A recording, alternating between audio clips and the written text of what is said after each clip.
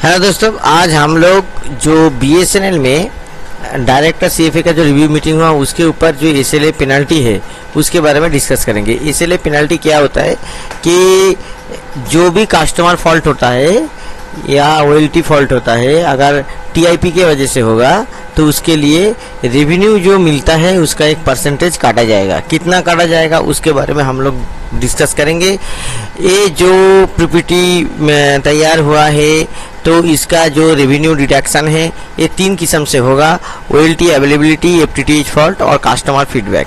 और रेवेन्यू जो एनहांसमेंट है वो आपका एफटीटीएच फॉल्ट और कस्टमर फीडबैक के ऊपर होगा। तो देखिए ओएलटी अवेलेबिलिटी के ऊपर कैसे होगा कि जो आपका ओएलटी अवेलेबिलिटी परसेंटेज एक दिया है, ठीक है, इसका एक फॉर्मूला है कि total minutes during month minus plan down time during month minus unplan down time during month into 100 by total minutes during month minus plan down time during month. तो इसका जो परसेंटेज है ये परसेंटेज आपका OLT availability percentage है। अभी देखिए आपका अगर ओएलटी अवेलेबिलिटी परसेंटेज 99% होगा तो आपको कोई भी पेनल्टी नहीं लगेगा, आपके ऊपर कोई भी पेनल्टी नहीं आएगा, ठीक है। अगर इससे ज़्यादा आपका परसेंटेज घट जाएगा, इससे कम हो जाएगा परसेंटेज ओएलटी अवेलेबिलिटी का, तो आपको रेवेन्यू डिडक्शन होगा। अभी टेबरा क्या करेगा? टेबरा दोनों जो ओएलटी डाउन टाइम है ये टीआईपी के वजह से कौन सा ओएलटी डाउन टाइम हो रहा है और बीएसएनएल के वजह से कौन सा डाउन टाइम हो रहा है, ये टेबरा सेग्रीगेट करेगा, अलग पहचानेगा। तो ये पहचानने के लिए टेबरा है, टेबरा जो ऐप है वो ऐप के जरिए ये पता चलेगा। और जो ओएलटी डाउन टाइम टीआईपी की वजह से हो रहा है उसी के लिए इसलिए कैलकुलेशन होगा, यानी कि जो भी रेवेन्यू रिडक्शन होगा टीआईपी के वजह से अगर ओएलटी डाउन होता है उसके वजह से होगा, बीएसएनएल के वजह से अगर ओएलटी डाउन होगा उसके लिए कोई भी पेनल्टी एलसीओ के ऊपर टीआईपी के ऊपर नहीं लागू होगा। ये आपका हो गया। अब देखिए फॉल्ट एफटीटीएच जो सर्विसेज है उसका फॉल्ट क्या है। देखिए फॉल्ट क्लियरेंस जो है आपका, फॉल्ट क्लियरेंस 90% से ग्रेटर देन इक्वल टू, यानी कि 95% से ऊपर ज़्यादा होना चाहिए 12 घंटा में। और यहाँ पे deduction is 0.1% of revenue share amount payable for each 1% slippage, यानी कि अगर 95% के जगह पे 94% हो जाता है, ठीक है, अगर 95 है ना तो अगर 94% हो जाता है तो आपका क्या होगा कि डिडक्शन हो जाएगा 0.1% रेवेन्यू शेयर, ठीक है। अगर आपको 20,000 रुपया रेवेन्यू मिल रहा है, ठीक है, तो ये 20,000 के ऊपर 0.1% आपका मल्टीप्लाई हो जाएगा, ठीक है, ये आपका मल्टीप्लाई हो जाएगा और इसका अमाउंट जो है आपका रेवेन्यू से डिडक्ट हो जाएगा। तो ये आपका मोटा मोटी रहा इसका हिसाब, फॉल्ट क्लियरेंस का हिसाब। और एमटीआरआर, यानी कि देखिए एमटीआरआर आपका less than equal to 4 hours होना चाहिए। Deduction of 0.5% revenue share amount payable for each 1 slippage hour, यानी कि अगर आपका स्लीपेज आवर 4 घंटा से ज़्यादा लग रहा है तो आपका हर घंटे में आपको 0.5% रेवेन्यू शेयर पेएबल जो है वो आपका डिडक्शन होते रहेगा। तो इसको आपको इम्प्रूवमेंट करना है। और आपका देखिए रिपीट फॉल्ट, देखिए ये भी एक बहुत महत्वपूर्ण बात है कि रिपीट फॉल्ट के लिए क्या होगा कि all unique phone having repeat complain, तो उसके लिए 200 रुपया आपको पैसा कटेगा। यानी कि आप सोचिए कि एक नंबर है 033 है, ऐसे कोई एक नंबर है, ठीक है, 036, ऐसा अगर कोई नंबर है, इसने अगर फॉल्ट बुकिंग किया पहली बार तो कुछ नहीं होगा, दूसरी बार अगर फॉल्ट बुकिंग किया तो आपको 200 रुपया आपका नेगेटिव हो जाएगा, एलसीओ का जो कमीशन होता है उससे नेगेटिव हो जाएगा। तो ये आपका रिपीट फॉल्ट के लिए होगा। तो मैंने बेसिक जो बातें हैं वो मैंने बता दिया कि कैसे कैसे आपका डिडक्शन होगा एलसीओ का। एसएलए एग्रीमेंट की वजह से, जो एसएलए सिस्टम बीएसएनएल ने नया लाया है उसके वजह से। अब देखिए यहाँ पे कुछ बातें हैं कि फॉल्ट बुकिंग का जो विंडो है वो सुबह। तो दोस्तों मैं यही बोलूँगा कि जल्द से जल्द इसे जो भी एलसीओ हैं उनको जल्द से जल्द फॉल्ट क्लियर करना पड़ेगा। तो आपको 4 घंटे के अंदर, फॉल्ट बुकिंग का 4 घंटे के अंदर आपको ये क्लियर करना है। और ये बात है कि अगर ओएलटी डाउन टाइम बुक होता है इसकी वजह से कंप्लेन, तो वो एफटीटीएच जो आपका एसएलए सर्विस एसएलए के लिए कंसीडर नहीं होगा। अगर ओएलटी डाउन होने की वजह से अगर आपका फॉल्ट आता है तो वो आपका इसमें काउंट नहीं होगा, ठीक है। तो ये देखिए, अगर आपको ये मतलब इससे बचना है, पेनल्टी से बचना है, तो ये पेनल्टी कैसे नहीं लगेगा, ये पेनल्टी को आपको अवॉइड करने के लिए क्या करना पड़ेगा कि आपको 4 घंटे के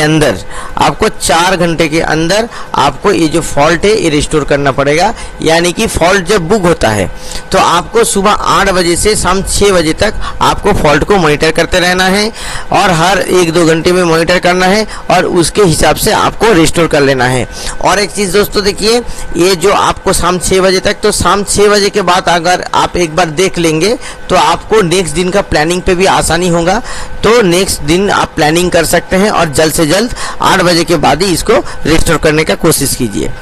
अभी हम आते हैं कस्टमर फीडबैक के ऊपर। देखिए, ये जो penalty as revenue share amount deduction and revenue share amount enhancement based on customer feedback, तो आपको जो पेनल्टी भी कस्टमर का जो फीडबैक है, कस्टमर फीडबैक के ऊपर जो पेनल्टी लगता है और जो रेवेन्यू एनहांसमेंट आपको दिया जाता है, मतलब एक्स्ट्रा पैसा दिया जाता है, ये दोनों ही होता है कस्टमर फीडबैक के ऊपर। और कस्टमर फीडबैक कब होगा? जब आपका एफटीटीएच फॉल्ट क्लोजर होगा।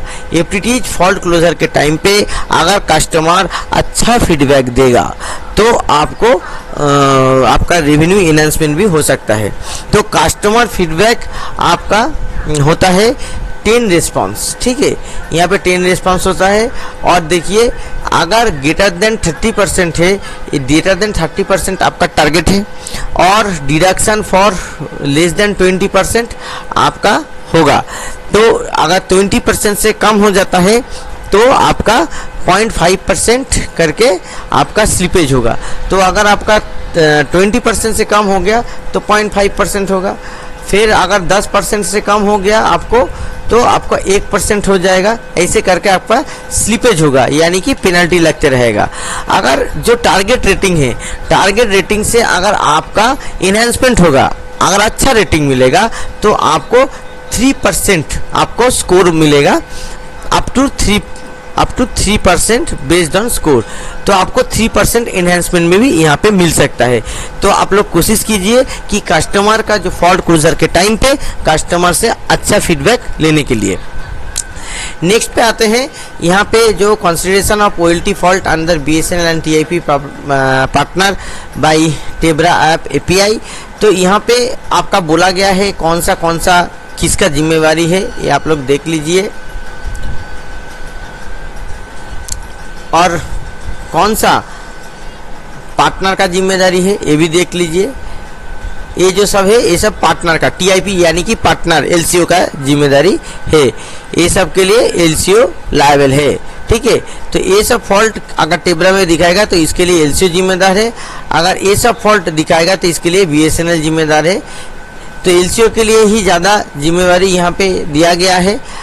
और देखिए, यहाँ पे ये भी बोला गया है कि जो कंसिडरेशन ऑफ ओएलटी और फॉल्ट अंडर बीएसएनएल और पार्टनर, तो यहाँ पे देखिए स्टेप क्या है और इसके लिए ईफएमएस में क्या करना है ये भी यहाँ पे बोला गया है। ये आप लोग देख लीजिए स्क्रीन को पॉज करके, और जो संभव जो प्रयास है वो कीजिए, जैसे कि आप लोगों का पेनल्टी ना लगे। अभी हम लोगों का एक यहाँ पे केस स्टडीज दिया गया है कि रिपीट फॉल्ट का जो लॉजिक है यहाँ पे दिया गया है।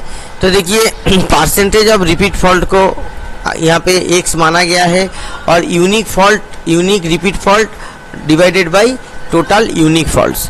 तो अगर 10% होता है तो आपको कोई भी पेनल्टी नहीं लगेगा। और final percentage of penalty on repeat fault x - 10%, यानी कि अगर आपका 15% हो गया -10%, यानी कि आपको 5% रिपीट फॉल्ट के लिए आपको पेनल्टी यहाँ पे देना पड़ रहा है। तो यहाँ पे ये है, अभी एग्जाम्पल से यहाँ पे समझाया गया है कि कैसे क्या करना है। तो अगर टोटल फॉल्ट 500 होता है तो यहाँ पे जो आपका टोटल फॉल्ट है वो अगर 500 है और यूनिक रिपीट फॉल्ट अगर 100 है तो परसेंटेज ऑफ रिपीट फॉल्ट कितना होगा, 100/500 यानी कि 20%। तो ये अगर 20% हो जाता है तो फाइनल पेनल्टी किसके ऊपर होगा, 20 - 10 यानी कि 10% आपका यहाँ पे पेनल्टी आपका होगा। और unique repeat fault after deduction आपका कितना होगा, 20 - 10/20 × 100 यानी कि 50। तो अप्लाइंग क्या है 50 के ऊपर 200 आपका कैप का अप्लाई करके 10,000 रुपया होगा। तो एक एग्जाम्पल की तरह समझाया गया है, ये जरूरी नहीं है कि आपका यही वैल्यू रहेगा, हर किसी का डिफरेंट वैल्यू होगा। दूसरा एक एग्जाम्पल दिया गया है कि अगर किसी का टोटल फॉल्ट 1200 है, यूनिक फॉल्ट 450 है, तो रिपीट फॉल्ट का परसेंटेज कितना हो रहा है, 37.5%।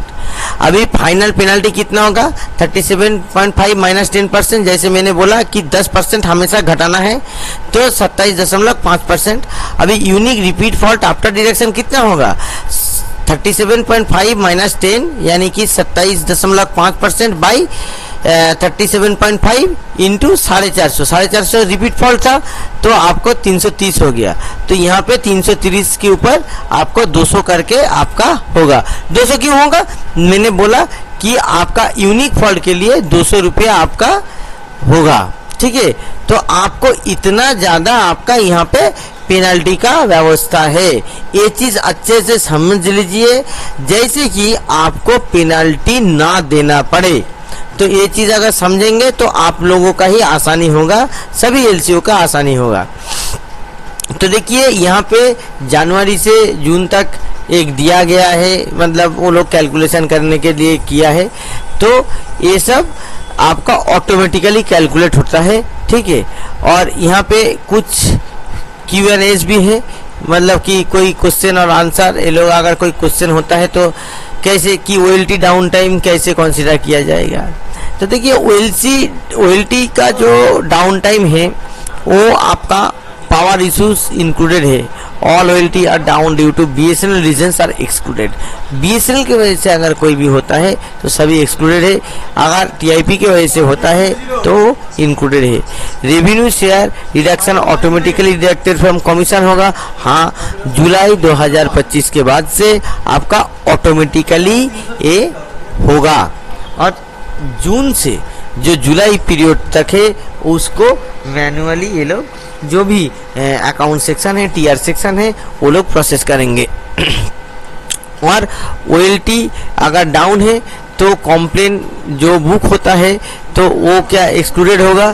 All complaints books in OLT during down time are excluded. तो अगर पूरा OLT डाउन है तो उस टाइम पे आपका कंप्लेन बुकिंग यहाँ पे नहीं होगा। और इसका रेवेन्यू का जो रिडक्शन है तो वो रिडक्शन के लिए आपका ये होगा। तो देखिए complaint book in OLT during the down time are excluded while the calculating revenue share reduction for fault, ठीक है। तो आपको ये पूरा एक्सक्लूड कर दिया जाएगा। तो देखिए प्रीमाइसेस क्लोजिंग हैंडलिंग, ठीक है, इसके बाद partner activity for each complain, ठीक है। ये सब बोला गया है कि कैसे आपको कंप्लेन को हैंडल करना है, कैसे आपको प्रीमाइसेस को क्लोज करना है, इसका जो प्रोसेस, ये सब प्रोसेस आपको यहाँ पे बोला गया है। तो यहाँ पे देख लीजिए। और मेजर जो ब्रेकडाउन है अगर BSNL के वजह से होता है तो आपको कोई भी पेनल्टी देने का आवश्यकता नहीं है। तो ये आप लोग थोड़ा देख लीजिएगा, जो प्रीमाइसेस क्लोज हैंडलिंग और पार्टनर एक्टिविटी, ये आप लोगों का सुविधा होगा कि कैसे आप लोगों का फॉल्ट क्लोजिंग करना होता है। तो यहाँ पे जो प्रीमाइसेस क्लोज हैंडलिंग है, एक ऐसा बात है देखिए कि अगर आप कस्टमर के पास गए और देखे कस्टमर का घर बंद है तो आपका एक सेपरेट बटन है FMS जो पोर्टल है जहाँ पे पेंडिंग फॉल्ट मेनू में, तो वो प्रीमाइसेस क्लोज ऑप्शन आप चूज कर सकते हैं। तो अगर आप वो चूज करेंगे तो एक SMS नोटिफिकेशन कस्टमर के पास चला जाएगा कि एलसीओ ने आपका फॉल्ट अटेंड किया है मगर आपका घर बंद है, तो ये फॉल्ट में ऐसा लिखा रहेगा, ठीक है, आपका कंप्लेन आईडी वगैरह ये सब लिखा रहेगा। तो अभी क्या है कि ये मैंडेटरी होगा कि जो आपका फॉल्ट क्लोज करने के लिए। तो ये जो एसएमएस है, ये एसएमएस जो आपका प्रीमाइसेस क्लोज ऑप्शन है, ये आपका देना पड़ेगा जो पार्टनर है। जब पार्टनर जाके अटेंड कर पाएंगे फॉल्ट को, तो पार्टनर को वो ओटीपी कोड सिस्टम में आपका एंट्री कर देना है कंप्लेंट क्लोज करने के लिए। अब ऐसा केसेस में क्या होगा, all such complaint mark under premises close will be executed from SLA compliance calculation of partner. तो यहाँ पे circular requested to notice all concern and stick compliance. तो देखिए यहाँ पे प्रॉब्लम क्या होता है कि ये जो कैलकुलेशन का जो ड्यूरेशन है, ये ड्यूरेशन क्या होगा। अगर आपका घर बंद है तो आपका फॉल्ट तो क्लोज नहीं हुआ, तो ऐसा केसेस में आपको उस टाइम का छूट दिया जाएगा, मगर बाद में आपको वही ओटीपी आपको देना पड़ेगा। तो कस्टमर के साथ कॉर्डियल रिलेशनशिप रखना भी बहुत इंपॉर्टेंट हो जाता है, जो भी पार्टनर है, टीआईपी पार्टनर, वो लोगों के लिए। और जो कंप्लेंट क्लोजर पॉपअप जो मैसेज है वो ऐसे आएगा, देख लीजिए, ये इसका मतलब है आपका कंप्लेंट क्लोज हो गया। तो ऐसे आपको करना है। और ये जो फॉल्ट जो क्लोजर है वहाँ पे आईपीडीआर और सीडीआर में कैसे नोटिफिकेशन आएगा, ये आप लोग यहाँ पे देख सकते हैं। तो मैंने लगभग कोशिश किया कि एसएलए का जो डिडक्शन है, एसएलए डिडक्शन कैसे होगा वो समझाने के लिए। अगर आप लोगों का फिर भी कोई सवाल है तो कमेंट सेक्शन में ज़रूर सवाल पूछ सकते हैं। नमस्कार।